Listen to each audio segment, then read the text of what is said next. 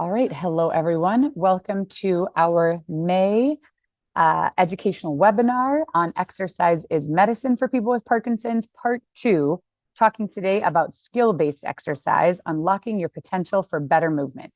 My name is Claire McLean. I'm a physical therapist. I'm the owner of Rogue Physical Therapy and Wellness, which is a gym and specialty program in Southern California and Orange County for people who have Parkinson's.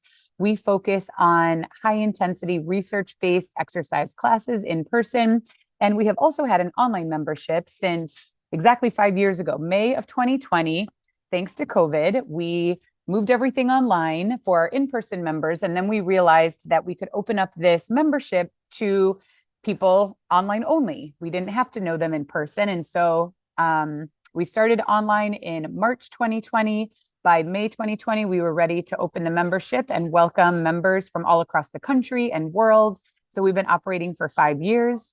We have a lot of fun. We do a lot of great exercise, and I'm super passionate about sharing the research and what we're doing and why we're doing it, because I believe, and what I see is that the more people understand why they're doing what they're doing, the more motivated they are, the more they're able to push themselves, and then the more they get out of the exercise they're doing. So this year, we're in 2025, we're doing kind of a series. I went through and organized the different topics that I wanted to cover each month for our educational webinars. The first one that we did in February, we took January off to recover from the holidays and get the year started in February. And I'm going to ask everyone to stay muted. Let's see. Who has come unmuted? It's very strange because it's not showing me. Usually the person who's unmuted is up at the top. And so it's easy for me to see and mute them. But yeah, please, everybody, do stay muted during this presentation. If you do have a question, you always can unmute to ask that question, but otherwise, please stay muted. So let me go back here. So in February, the first webinar we did was Thriving with Parkinson's, talking about lifestyle choices that make a big difference. And lifestyle choices, we're talking about whether or not you exercise that day. And if so, what do you do?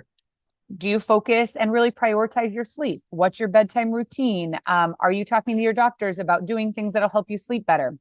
What do you eat each day? We all eat every day. And so every single day, every single meal, every single snack, we have a choice about what we're putting into our body. And it does make a difference in how we feel and how we do over time. So I gave an intro to those lifestyle choices and talked about which ones have research to support making certain choices over others, and a checklist form that we use. These videos are available to watch recordings if you didn't see them live. We'll be sending that out after the call today. So if you want to check those out, you can. In March, we talked about how to track symptoms and set achievable goals. So there's different ways that things can be tracked. One is with your neurologist. One is yourself using questionnaires or other things. And then one is with a physical therapist measuring functional assessments. So we talked about those different ways and what you could do, how you could get started. Having good information of what's going on is very helpful, both objectively and subjectively. What's your experience and kind of what is an objective measurement of something like your balance or your walking speed. So that's all helpful information to guide us in making good decisions about what we do and how we do it with regards to exercise and other treatment. In April, we started talking about aerobic exercise, and there is extensive research that indicates that aerobic exercise is a very important piece of the puzzle for people with Parkinson's, and honestly, for all of us. It's very important for brain health. It's been shown to improve cognition, improve symptoms, and may be able to actually slow disease progression. If it is the only treatment that is able to do that.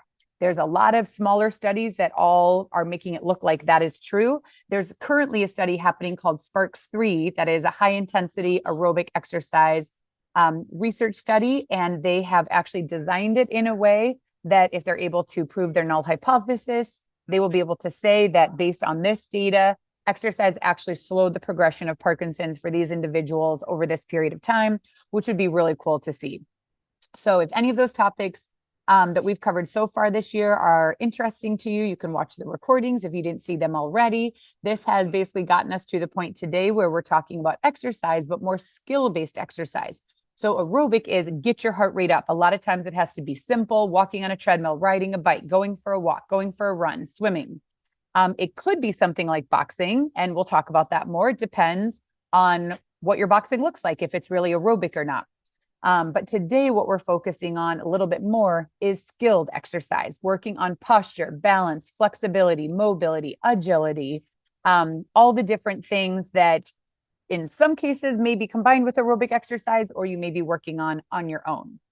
Next month, we will be talking about nutrition. So nutrition is a tricky area to study, and there's a lot of individual choices that are important to people in terms of what they eat and how they eat. But we do have some research that indicates that certain dietary patterns are helpful. And so we'll be talking about that next month. So coming back to our topic for today, research shows that there are two main types of exercise that everyone should do: aerobic and skill-based. This was a really great review article where Dr. Petzinger, who's a neurologist at University of Southern California, talked about how when it comes to exercise, there is goal-directed motor learning. And so that's what I'm talking about with skill-based exercise is working on skills where you have a goal. I want to be able to stand on one leg for this long, or I want to be able to go from one uneven surface or unstable surface to another to work on balance. So there's many different ways that we can work on skills, but that's where we have more of a goal and something that we're working on. And then aerobic exercise. These together, especially aerobic exercise, really helps with brain health, trophic factors, blood flow, immune system, neurogenesis, building new neurons, and metabolism in our cells and in our neurons. And then the goal-directed motor learning really has to do with the circuits in our brain.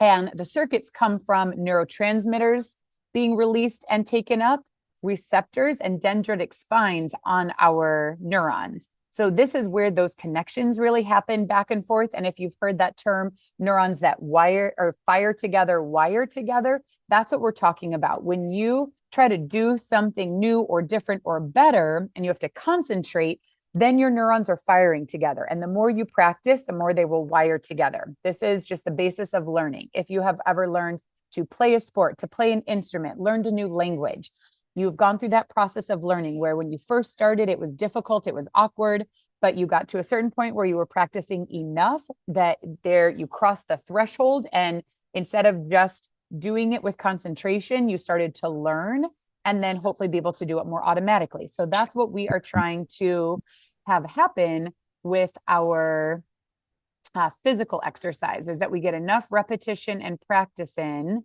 that you really experience learning and it becomes more automatic. All right, and that just reminded me, I want to open my chat just in case something comes through. Otherwise, we'll have time for questions at the end.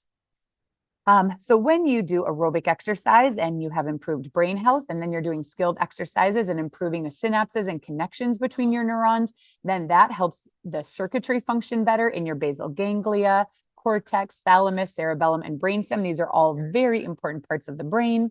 And then that leads to changed behavior. Motor, meaning better movement, cognition, meaning better thinking, and better mood and motivation. These are all things that exercise has shown to benefit. This article is available if you want to check it out. You can Google this title, and I believe it is available free, full text. So you can print it out, look at the figures, read through, share it with your doctors. I highly recommend it. So aerobic and skill-based exercise, are on a spectrum. So something like a stationary bike, you could sit and be reading a book, but get your legs pedaling, and maybe you get your heart rate up, but you're not really thinking that much about what you're doing or how you're doing it. So that is less skilled, but it could still be quite aerobic. On the other end of the spectrum, we have something like Tai Chi, which tends to be low intensity aerobically. It might be very difficult with regards to balance or stability, but we're really talking about this spectrum of aerobic intensity. So Tai Chi is very skilled. You're working on weight shifting. You're working on going through different movements and postures. Very skilled, not so aerobic. And then there's the spectrum. Stationary bike could be a little bit more skilled if you set in and do intervals and you say, okay, for this period of time, I'm going to go this speed. And then for this period of time, I'm going to go this speed. And then I'm going to do a hill. That's what we do in our cardio classes. So we certainly can increase the skilled kind of cognitive part of the workout. But also you can do it in a pretty simple, non-skilled way. Walking on a treadmill for most people is a little bit more skilled than a stationary bike. We now have posture and balance as components to the aerobic exercise. Walking outside might be even a little bit more skilled. You have to pay attention to what's happening around you, what's happening on the ground. Are there curbs? Are you going over driveways where there's dips and raises? Are you walking on an incline or a decline or a side angle? So walking outside can be more skilled. We do high intensity interval training and our boxing classes, we're really trying to combine aerobic exercise and skill-based exercise into 1 hour of exercise altogether. So we go back and forth between for like 60 seconds or 40 seconds at a time, high intensity exercises and then skill-based exercises, high intensity and skilled back and forth. Functional strength training certainly is skilled. It tends to be a little bit less aerobic when we're doing strength training. We are focused on our form, ideally working on lifting heavier weights, using more resistance. It may get aerobic for periods of time, but it doesn't tend to be aerobic throughout the whole workout. And we take more rest breaks when we do strength training. Power moves are Parkinson specific exercises, somewhat like yoga, but Parkinson specific in terms of what we work on and how we work on it. But these types of workouts tend to be moderate intensity. We might get our heart rate up for periods of time, but for the most part, we're at a moderate aerobic intensity. Yoga can have more restorative classes that are very low aerobic intensity. There are also classes that are more flows that might be higher intensity. So within these types of workouts, again, it can vary a bit depending on how you set up the workout and what you do. So aerobic and skill-based exercise can happen together or separately. Some people have workouts where they kind of go back and forth. One day they do their high intensity workout, bike or treadmill or something like that. And then they do power moves or Tai Chi or something like that on the other days, and they alternate back and forth. Some people like to do both at the same time or challenge themselves at that higher level with both aerobic intensity and skilled. And that's where we might see something like high intensity interval training or our boxing classes. There's also this article, which I brought up on our aerobic lecture last month. So what they're saying is historically therapy, especially physical therapy, has been very goal-based and motor cognitive, perhaps intensive in terms of the frequency of the visits or how hard the exercises are that we're doing. But what they're saying is that aerobic exercise is required to maximize the neuroplasticity. So if you're doing only one or the other form of exercise, you're not going to experience the maximal benefit. If you're just doing aerobic exercise, that is good for you. It's going to be good for your brain, but you are probably missing out on some of the skills that you could be working on. And if you're just doing goal-based exercise, you're probably not going to experience as much learning or improvement as if you add in the aerobic exercise. So ideally for each person living with Parkinson's, and honestly, for people living without Parkinson's, myself, everyone I know, when I talk to them about brain health and exercise, I'm saying you want to have some skill-based where you're challenging yourself in new and different ways, and some aerobic exercise. Those can be done separately or together, but we want to make sure some of each of those is happening on ideally a weekly basis. Here's some examples of our cardio class where our focus is really on the high intensity aerobic exercise. We are focused less on skill. So here we've got people on bikes, on treadmills. We have heart rate monitors, and that's what's up on the TV here. So we can see, I'm going to pause that for a second. I'll bring it back to about there. So if you're doing aerobic exercise and you're really trying to push the intensity level, it is ideal that you would wear a heart rate monitor so that you could actually see what your heart rate is and if you're getting into that zone. So here on our app that we use, if someone's name is in gray, that means they're below 60%. If they're in blue, that means they're between 60 and 70%. If they're in green, they're between 70 and 80. And if they're in orange, they're between 80 and 90. And red is above 90. So here we're keeping it simple, but we're really trying to help people get their heart rates up. The research shows that between 60 and 80% is the target range. And here we go, the elliptical. So a lot of times people are using treadmills and bikes. The elliptical is another great piece of equipment, though. For most people, tends to be a little more challenging than the treadmill because a lot of people are walking on the treadmill, and the elliptical is a little bit more like jogging. But no matter what way you're doing it, we want you to really push yourself and get your heart rate up, get sweaty, get out of breath.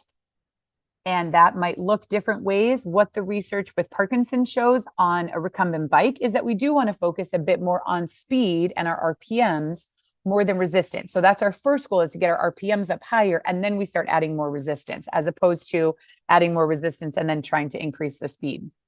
So these are things that in our classes, we talk about what we're doing, why we're doing it, how to get started, how to progress, and we're available to answer questions. These, of course, are showing our in-person classes, but we take the same type of workout that we do in person and we do that online with our members. So what kinds of skills are we talking about though? What do we want to maybe get better at? So these are symptoms that can occur with Parkinson's. Not everyone experiences every single one of these symptoms. Some people experience certain symptoms and not others. And the degree to which you experience symptoms can vary. It can be mild or it could be more severe. So one of the symptoms of Parkinson's is bradykinesia, or slowness of movement. Hypokinesia is small movements. Rigidity is muscle stiffness.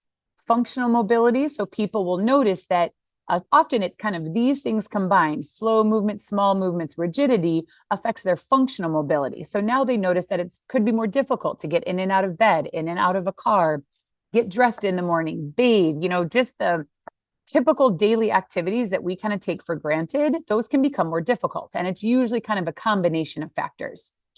Some people with Parkinson's experience a change in their posture, and that again can be rigidity, can be a factor. Often the muscles kind of on the front of the body will tend to get a little bit tighter, causing a forward rounded posture.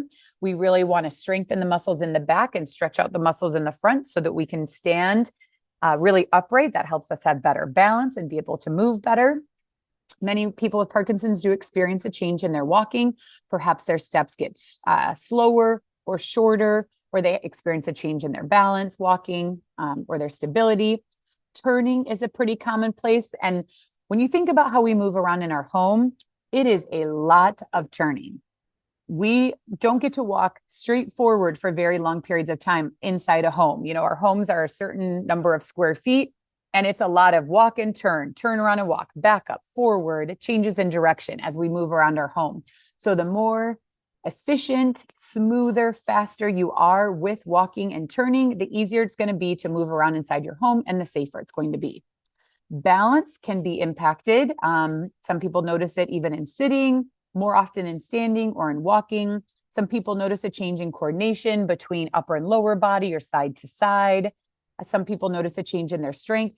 Typically, strength is not something that is directly affected by Parkinson's, but it's a use it or lose it situation. So if you are not challenging and training your strength, and if you become more inactive over time, it is possible to lose strength. And then flexibility, which again, often has to do with that rigidity in the muscles. So flexibility can decrease over time.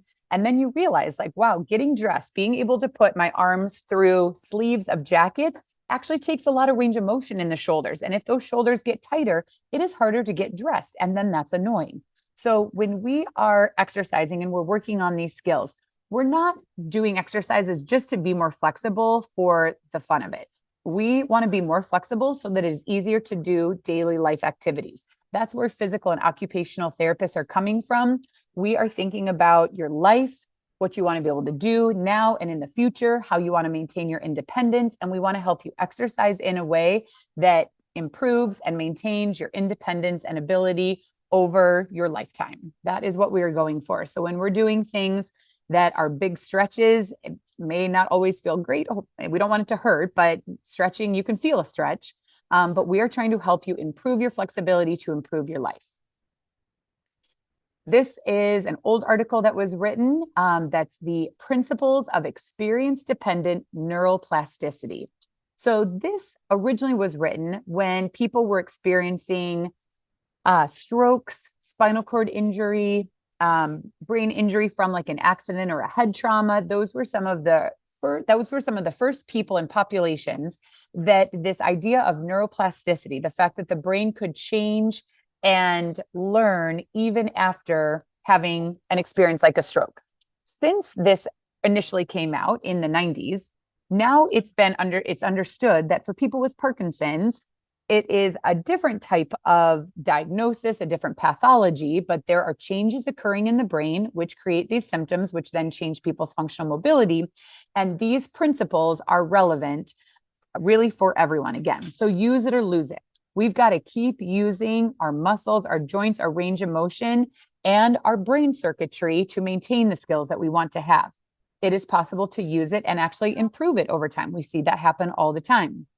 Specificity. So the nature of the training experience dictates the nature of the plasticity. So that's where walking on a treadmill is a great form of exercise. That's not necessarily going to directly help you be able to get dressed faster or get in and out of bed or improve your balance on uneven surfaces, because the more targeted the exercise is that you do, the more it's going to help with those specific things. Repetition matters. You really need to get to a certain number of repetitions to experience learning. Intensity matters. Induction of plasticity requires sufficient training intensity. Time matters. Different forms of plasticity occur at different times during training. There is some plasticity that occurs early, like the day of an exercise session. There is neuroplasticity occurring during or after one bout of aerobic exercise.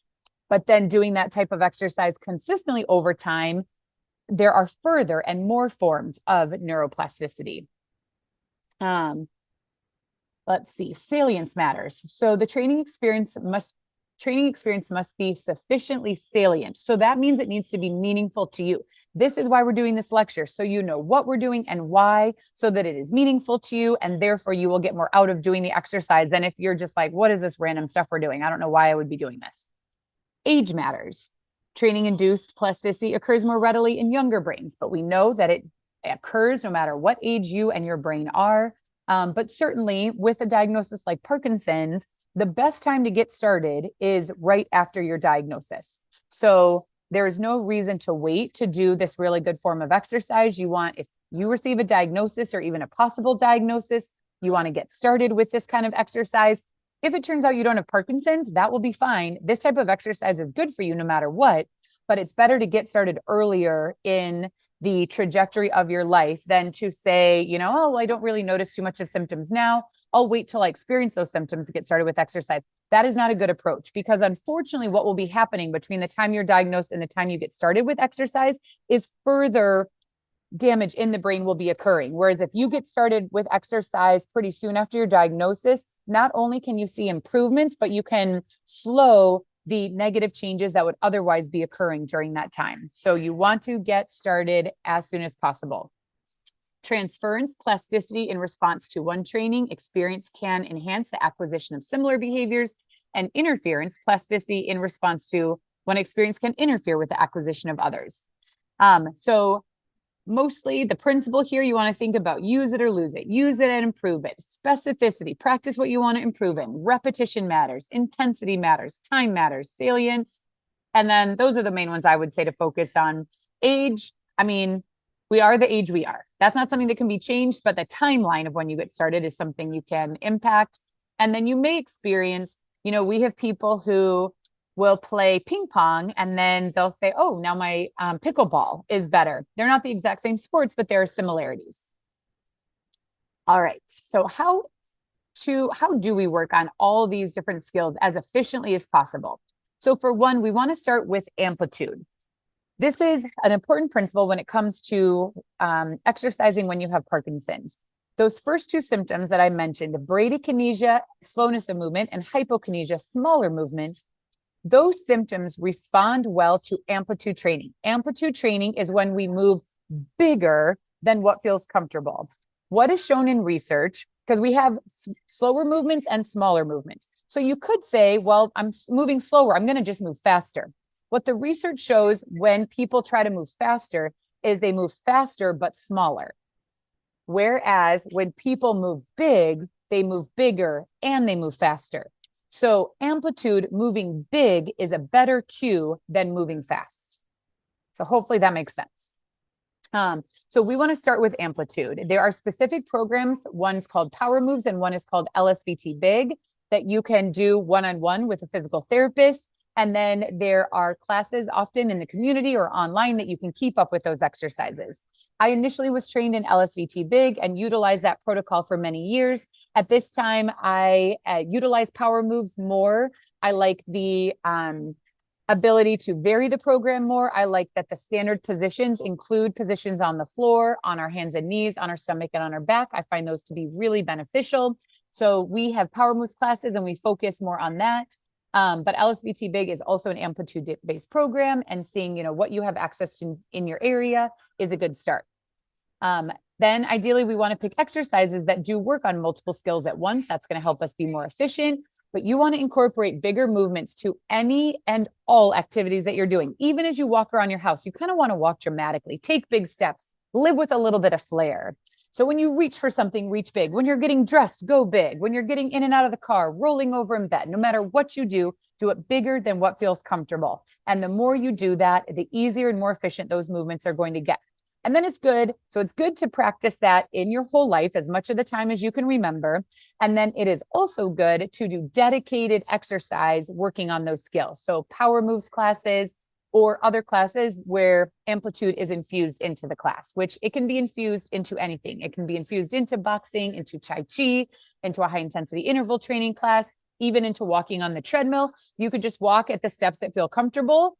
Maybe that's okay. Or you could be taking bigger steps than what feels comfortable, and that is likely going to be better for you. This is the article that explains that. So if you try to move faster, you move faster probably with smaller movements, which is not what we want. But if you train big, you will move bigger and faster, which is what we want. So this article is another great one to read if you're interested in more details. And look at that. It is almost 20 years since that is published. And unfortunately, it's still not standard of practice. We still have a ways to go. So many forms of exercise have been researched and shown to improve symptoms.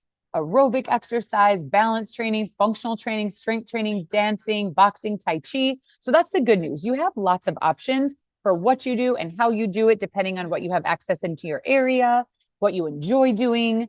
And any and all of these things can be helpful. You can think about something like dancing is very skilled for most of us, might be aerobic depending on if it's a Zumba class versus ballroom dancing, might not be as aerobic. It also, whether something is aerobic depends on your fitness level.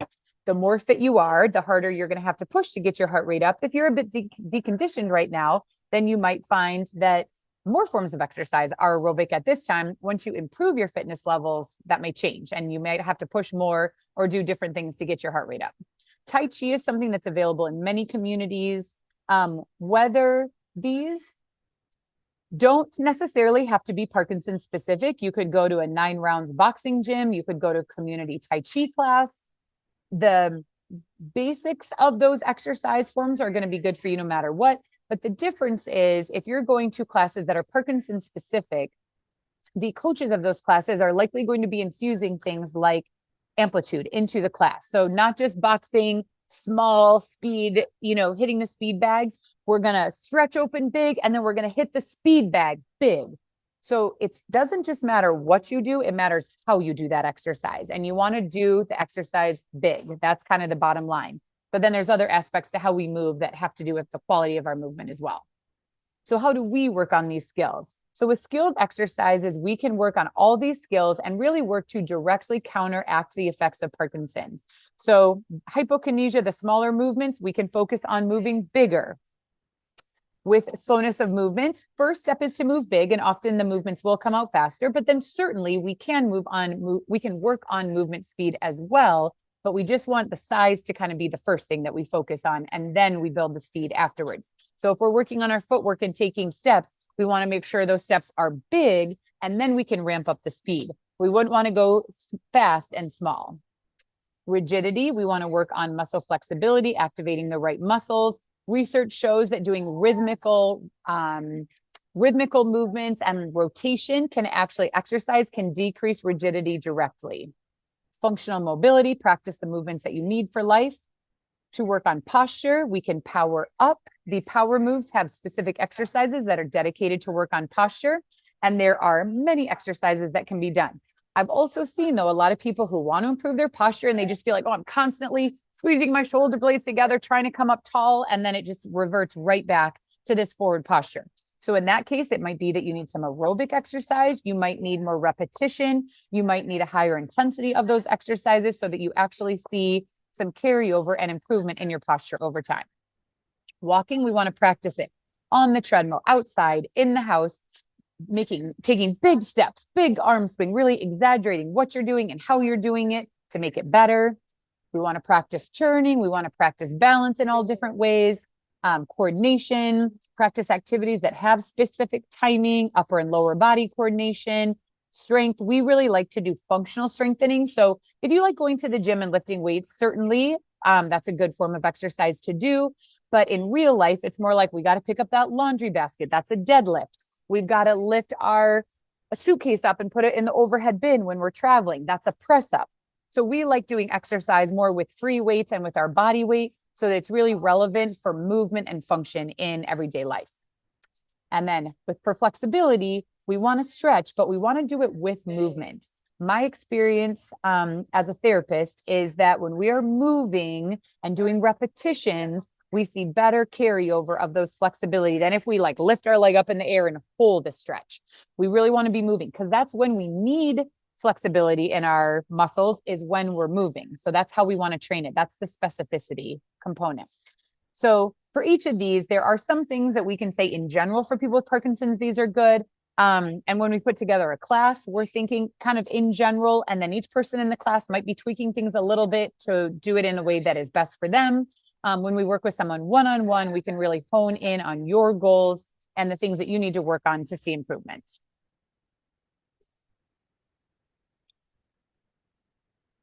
All right, where to start? So when it comes to skilled exercise, one thing is you do want to try to exercise in all positions, in sitting, in standing, getting down on the floor, on your hands and knees, on your back, on your stomach, sitting on the floor, maybe rolling over onto your side. We want to do some movement and exercise in all of the functional positions that we might want to be able to move and work in. We want to work on those Parkinson specific skills like posture, balance, trunk rotation, and stepping. These are how the power moves are organized. The power moves include exercises for posture, balance, and weight shifting, trunk rotation, and stepping. After Becky Farley had developed the LSVT BIG program, and then as she was evolving in her work, she saw, these are really the building blocks of almost every movement that we do throughout the day. When we are rolling over in bed, that is a weight shift, and we get some trunk rotation. When we want to stand up and walk somewhere, we have to weight shift forward from having our weight on our hips onto our feet, and then we got to take steps to get where we're going. The more upright our posture is, the easier it is to keep our balance. If you're noticing forward posture, you may start to feel off balance, and that makes it harder to walk and to do the things you want to do. So these are the building blocks of movement, and that's why we do power moves classes specifically, and we also incorporate the power moves into our other exercise classes as well. Mobility practice, that's building off of just getting into all the positions and actually moving in those positions, crawling, scooting. There's tons of different things we can do in each of the positions. We want to work on transitions between the positions, going from sitting to standing, standing to sitting, getting down on the floor, going from our stomach up onto all fours, from our stomach onto our back. Those transitions that's all about the functional mobility that we need in our life. And the more you practice, the better it gets. And then we want to add more weight, resistance for strengthening, add different exercises for balance, going onto different surfaces, and then maybe add in a few different stretches as well. So here's some examples of how we work on the hypokinesia, which is the slowness of movement, how we work on moving faster. Hypokinesia is the small movements, working on moving bigger. Bradykinesia is the slowness of movement, working on moving faster, and functional mobility. So here we have, and this is our in-person classes as well. We learn from our in-person classes and we take that to our online classes. With our online classes, you do not have to have this type of equipment. Our online classes use very minimal equipment to get these workouts done because we don't want people to have to buy a whole bunch of equipment to be able to exercise at home. But we are still taking the types of things that we do in person and taking those online. So we do ask online members to have ideally a set of dumbbells, maybe a couple sets of different weights. We also use reusable bags, like a nice heavy duty canvas bag. And we put some books or water bottles or cans of food or weights in it to go with a heavier weight to practice lifting that up in a deadlift or squatting with it or pressing up to simulate putting a suitcase in an overhead bin. So here at the gym, we do have more equipment. We utilize that equipment, but then we think about Okay, how are we going to take this to an online class and be able to do similar types of workouts with less equipment? So just so you know, you don't have to own a whole bunch of stuff at home, but I do think it helps just to see these examples and see people exercising. So our circuit class is similar to our online class, the high intensity interval training. So we're going back and forth between working on high intensity aerobic exercises and skill-based exercises. Here's a scooting across this padded mat to simulate being able to move around in bed. Here, single leg. So I'm just going to pause this for a second. So this is standing on one leg. This back leg is just a gentle light kickstand. She is hinging at her hips, lowering this weight down and up. So she's working on balance. She's working on posture. She's working on flexibility through her low back, hips, and hamstrings as she bends forward. So this is where we can work on multiple things all at once. Here we're working on walking backwards and then pulling back into a row. And here we're working on actually rolling over so that we can roll over and get comfortable in bed. And there we go, working on those postural muscles, coming up all the way tall.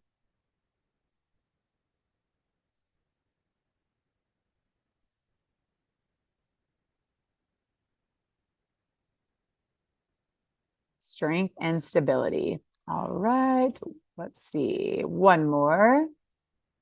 So walking big, carrying something and walking around obstacles, working on turning, navigating obstacles, because that's real life. Real life, there's a bunch of things in our way. Working on step-ups for strength. Tidal tanks are a really fun piece of equipment that you put water in, and so you are in control of how heavy that tidal tank is. And then it also, that water moves around, so it provides extra balance challenge as well. And that is a piece of equipment that's pretty reasonable to have at home. So now working on rigidity and posture, working on rhythmical movements, here alternating back and forth, a bird dog. You know, this is an exercise that's utilized in many different forms, yoga, other types of exercise classes, working on core strength. Here, working on flexibility, reaching under and up, coming back and forward. So this is a flow.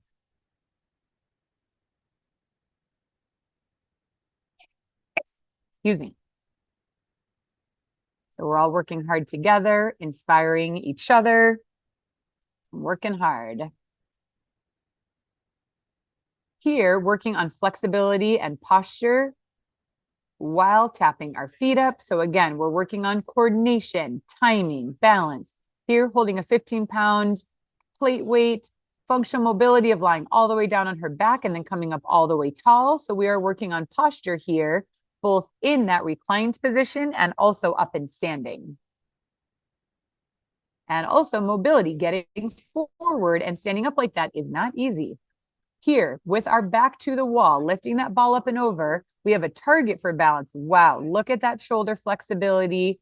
Look at how straight, and actually he's able to go into extension to reach back. It's a little bit different for each person here. You can see different people have different amounts of flexibility, but that's what we're here for. We're here to work on it. All right, to work on walking and turning. Here, Terry is walking, holding that plate weight, kind of simulating at home, maybe carrying a tray of food from the kitchen out to the table. So she's carrying something that also affects visually what she's able to see. She's walking, navigating around these obstacles. I think on the way back, she's going to go up and over the obstacles. So she's going to step up and over each one. We have a step, then we have a sand dune that is a soft surface. Then we have a bosu that is soft and uneven. Navigate over that, then step over the tidal tank. And then pick up something else. Because that's real life, right? Sometimes we got to put one thing under our arm and pick up something else. Working on multi-direction treadmill training, going different directions. And of course, anything that you see in these videos, I'm not recommending that you do these things on your own at home. I'm recommending that you find a physical therapist in your area that you can start working with to see what types of these challenges are most important and relevant for you to do. And then if you have limited access in your area, or if you want to add some online exercise classes with us in addition to working with someone in your community, then when you first join the online membership, I email you and we set up a time to meet online. And so when we meet, we talk about what you're doing currently for exercise, what you feel comfortable doing, what you feel safe doing, and we get you started with exercise, and then we build from there over time. This is not level 1. We don't start walking sideways and backwards and turning on treadmills. This is advanced exercise. Terry has had Parkinson's for, I believe it's 17 years now. She has been working very hard for over 10 years with exercise, and that hard work is paying off. She is mobile, independent, able to live on her own, take care of herself, do everything she wants to do, even after 17 years living with Parkinson's. And when I first met her over 10 years ago, she was having difficulty with mobility. She was having difficulty with walking. She couldn't get down on the floor or move around easily. And she has turned that all around over the past 10 plus years. So it's really beautiful to see. All right, one more for her, doing some overground agility. So if you go for a walk outside, great, go for a walk. And then maybe you go to a park or you pick a spot out in front of your house and you do some different ways of walking. You go big, you do high knees, you walk on your toes, you walk on your heels, you walk with your feet wide apart, you walk with your feet like it's on a tightrope. So you want to have good endurance, and you also want to be able to walk in all different ways. So there's tons of different things that you can practice. And these are the types of things that we incorporate into our high intensity and boxing classes.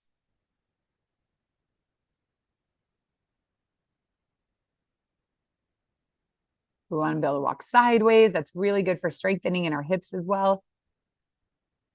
And if you want to go to a concert or to a movie theater or, the plane, if you have a window seat, you got to be able to take a few steps to the side. And the better you can do it, the easier and better your life is going to be.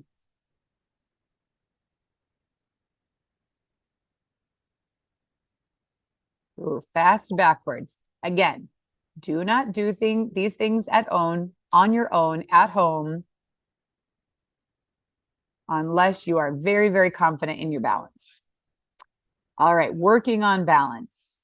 Again, all the things I've shown already, pretty much we're working on balance. We work on balance with almost everything that we do, but then sometimes we have these really high level fun challenges. And things like this can be done at home. You could take a beach towel and flip that beach towel down to the ground and then pick it up and step over to that side and flip it down on the other side.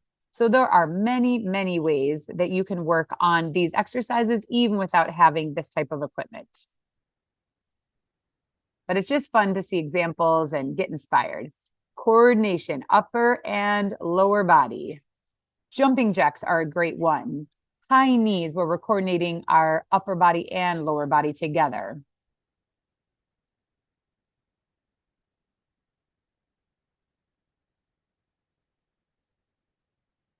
Here's that mobility, and we're just using blaze pods that light up to tell this lovely lady where to scoot to and how to move. You can practice this just scooting back and forth,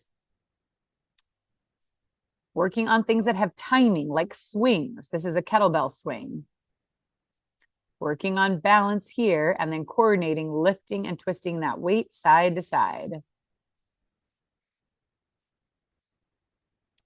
Here, we are flipping over cards, and then depending on what the card says, we're doing different activities. So I think we were doing it by suit. So depending on what suit it was, you were either going to do a squat or a jump.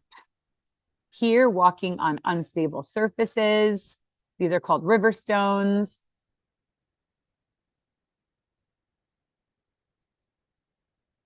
Terry scooting across this mat. That takes coordination. See how she's coordinating her legs going forward and lifting those hips up and forward, and then her hands. And she makes that look really easy as she's scooting across the mat. Scooting is not easy.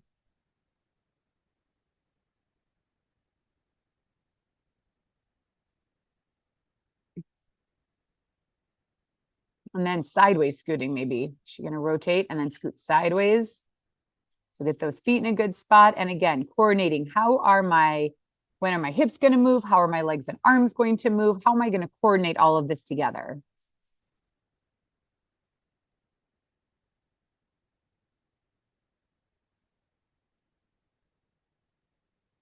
Hard work. She might even be getting her heart rate up here too.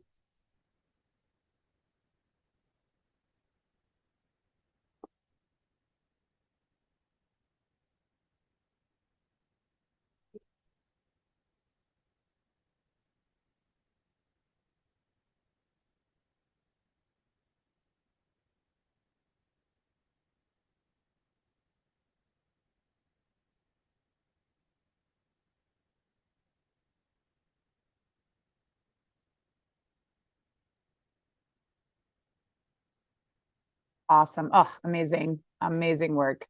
All right. Crawling, that's where we like to start. And if you have kids or grandkids, this kind of mobility is super helpful to have so that you can spend time with them down on the ground where they are at. So forward and backwards, side to side. We do turns in each position. There are just endless ideas and opportunities for movement. And you can see here, aside from, having a mat with padding for under her knees, we do not need any special equipment for this type of work. All right. Strength. So like I mentioned, we really like to do strengthening. We like to use kettlebells, dumbbells, appliances. In our functional strength class, we use a reusable bag, heavy things in it, and do squats and deadlifts. You can adjust the amount of weight, so you don't have to have a whole bunch of different weights at home.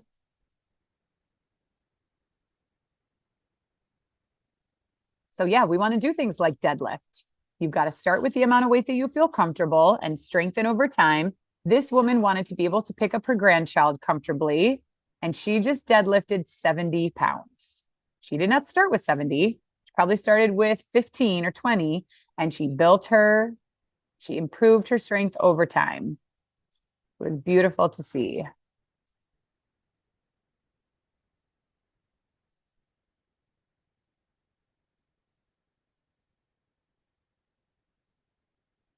Like a Christmas tree of kettlebells. All right, another example of using the tidal tanks where there is added weight, but also the water moves, so it adds balance. Resistance bands, also it's strengthening, but if you're taking steps and moving, there is an instability and a balance component to that as well. Here we have her doing a deadlift with her wall back against the wall. Ooh, that's called a snatch, lifting that weight from the ground all the way up above her head. And now pulling a sled sideways as she walks across. So not just walking sideways, but adding weight to it. Deadlifts at the wall, making sure to come up all the way tall. So this is what we're talking about in terms of strengthening, is doing dynamic, different types of activities that are really going to improve your function in daily life. Oh yeah, and we love to jump, works on strength, balance, power, and can help improve bone density. So for flexibility and mobility, here coming up into that high bear position, not only is she strengthening and she's working on her mobility through moving, she's also working on that flexibility through her hips down into the back of her legs.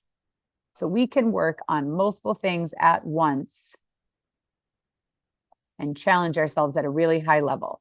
And then if you join and you're starting to try classes and you're having difficulty with some of it, we're there. I think that's one of the unique things about our online membership is you have access on a regular basis to physical therapists that if you have pain, difficulty doing things, we are here to talk to you, to answer questions, to help you figure out a solution, a modification for you.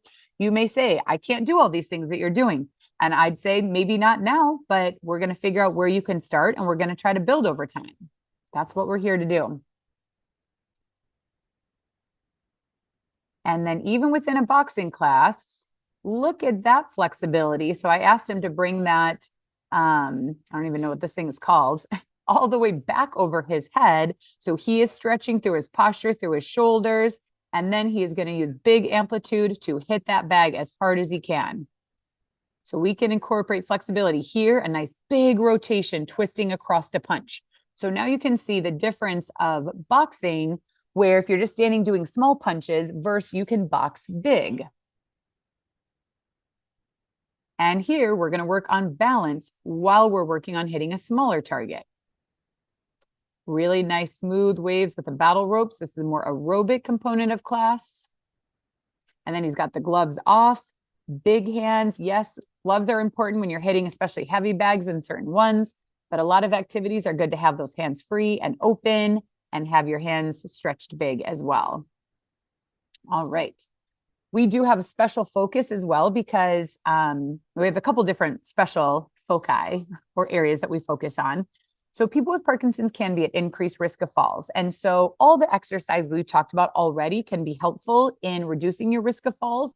We want to do balance, mobility, and strength training. We want to get comfortable in all the positions, practice getting down on the floor and back up, do exercises on the floor, practice reactive balance, and we might even practice how to fall athletically. The number one goal is to not have a fall, but if we are going to have a fall, we want to be able to do it as athletically as possible to reduce our risk of injury, because injury is what really matters. So this is something that is incorporated into our classes, but we also have a special section in the video library on this that you can check out. We also have a special focus on the symptom of freezing. So some people experience a symptom of freezing, which is where freezing of gait is when it feels like your foot is stuck to the floor and it's difficult to take a step. This can be mild or severe.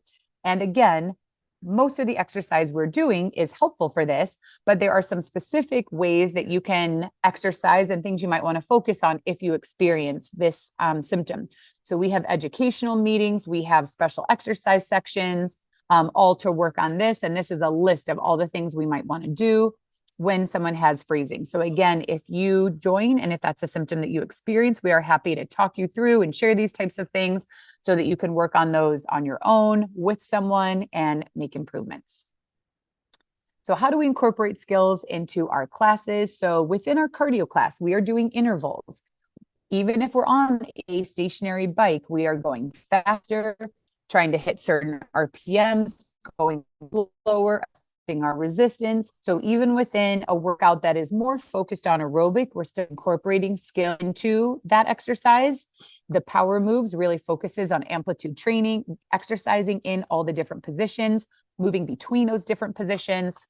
HIIT, high intensity interval training, is one of our classes. That and boxing are the two classes where we are trying to combine skilled and aerobic exercise into one class. So you can accomplish all of that workout at one time. And especially if you really like a high intensity workout, if you get bored with other types of workouts, HIIT and boxing could be a great fit for you. Even our boxing class, which even with our boxing class, we do not use any special equipment. So you don't have to have any boxing bags or anything. We focus on shadow boxing, high intensity exercises, and going through and doing different combos and drills. So it's really good for cognitive work as well. So yeah, we got cardio, we've got power moves, HIIT, boxing, more power moves. Class tend to be aerobic, but you are definitely working your brain, and it's a skill to learn to speak with intent. In the speech class, they work on vocal drills, breathing exercises, swallowing exercises, facial expression exercises, get those muscles in your face moving more so you can show people when you're happy, when you're sad, when you're mad. Make sure that people can read those nonverbal signals. And then we do cognitive training as well. So the speech class is one that is much more on the side of skill, but still important skills. We talked about HIIT, cardio. So we have functional strength training class where that one is more of a moderate intensity, higher intensity at times, but really focusing on strength training. So we have multiple of each of our classes. We have multiple live classes per week taught with different instructors. So you get a little different spin and approach within the different classes. And then we record these classes and then we upload them to our video library. So they are available anytime. You can join live on Zoom with us, or you can use recordings, whatever is better for you or more convenient. So if you want more information about our online membership or potentially to join, you go to our website, which is rogueinmotion.com. If you're joining from this webinar, this is for the online membership only. You can use the code free month to get the first month free. There's also a 7-day free trial. So you get 5 weeks of access to the online membership for free. So you can check it out and see if it's a good fit for you. And if so, great, continue with us. If not, we totally understand. We only want people to exercise with us where it's a really good use of your time and it is challenging you at a high level. So we want to make sure that that is true. If you live locally in Orange County and you aren't already a member and you want to come in and check out classes and get a taste of what I showed you in the videos, please get in touch with us. You can call or email, and I will put our contact information in the chat. So at this point, I can open it up if anybody has any questions. Feel free to unmute or put a question in the chat if you have one. Otherwise, you can always email me a follow-up if you have any questions. My email is claire@roguept.com. Our phone number here is 714-276-3992. I put that in the chat as well. I know it's a lot of information today, and I went pretty quickly through it. I recorded this meeting. I will share the recording. If you want to re-watch it, make any notes, think about things that you might want to do. If you have any questions, you can get in touch with me. You can respond to that email that I send out. But if nobody has any questions, then we can wrap it up for today. Anybody have anything? Want to unmute or put a message in the chat? All right. Well, thank you all so much for your time today. I hope if you haven't already exercised today, I hope this inspires you to go out and try something new or different, stretch your body and your mind, and I'll see you all next time.